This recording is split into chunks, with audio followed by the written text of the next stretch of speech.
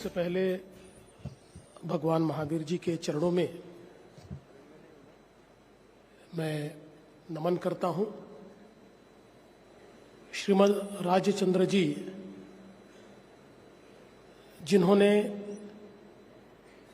कई लोगों को और पीढ़ियों को दिशा दिखाई, उनके भी चरणों में नमन करता हूं। और विशेष रूप से आज इस पर्युषण महापर्व के निमित्त से जो हमारी आध्यात्मिक चेतना को जागरूक कर रहे हैं, ऐसे पूज्य गुरुदेव श्री राकेश जी, इनको भी मैं प्रणाम करता हूं। यहाँ पर उपस्थित सभी बहनों और भाइयों, ये मेरे लिए बहुत ही गर्व की बात है कि आज पर्युषण महापर्व के इस मौके पर एक और नया इतिहास लिखा जा रहा है।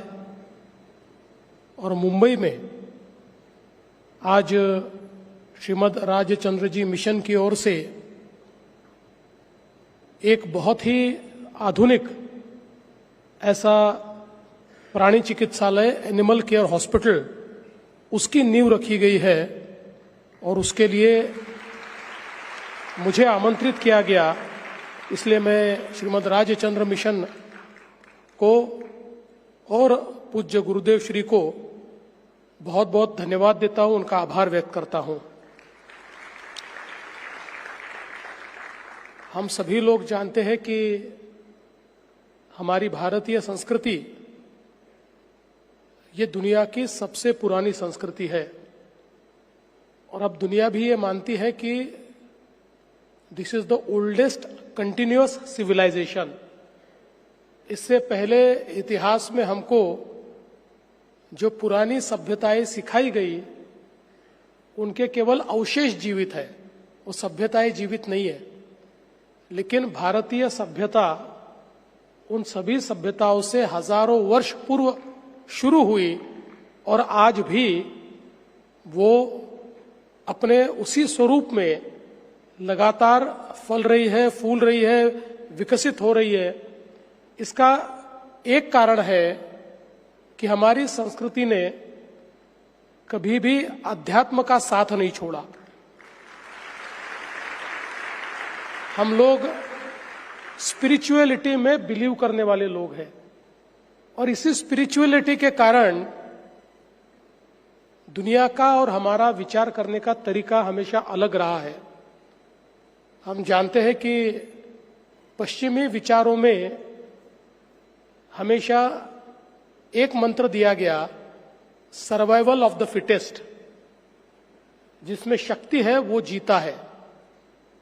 लेकिन हमारी संस्कृति ने और विशेष रूप से भगवान महावीर जी ने जो हमको रास्ता दिखाया, उसने ये बताया कि सर्वाइवल ऑफ द फिटेस्ट नहीं, केवल जिसमें ताकत है वो नहीं जिएगा, जो जन्म लेगा वो जिएगा और समाज उसके जीने की व्यवस्था करेगा।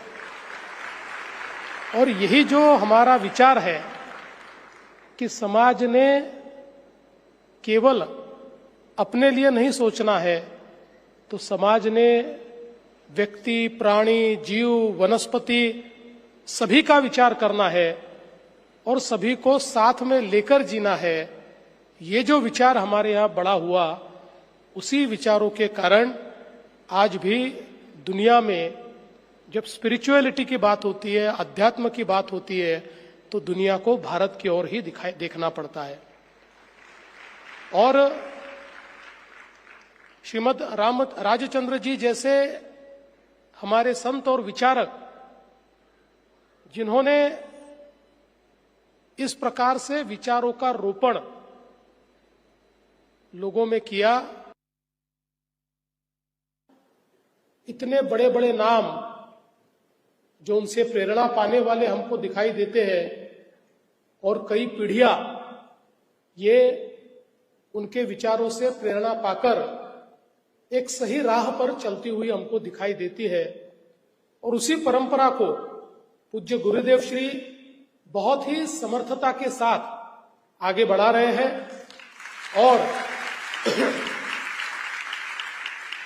आज जहां लोगों को ये डर लगता है कि क्या हमारी युवा पीढ़ी भी स्पिरिचुअलिटी को अपनाएगी, अध्यात्म को अपनाएगी, तो ऐसा डर जिनको है वो श्रीमद राजचंद्र जी मिशन के कार्यक्रम में आकर देखे तो उनको ये ध्यान में आएगा कि विशेष रूप से हमारी युवा पीढ़ी को जोड़ने का काम जिस प्रकार से हुआ है, और अब तो यूथ फेस्टिवल का भी आगाज हुआ है, तो मेरा विश्वास है कि ये फेस्टिवल भी बहुत यशस्वी होगा और हमारे सारे युवाओं को एक दिशा दिखाने का काम यहाँ पर किया जाएगा।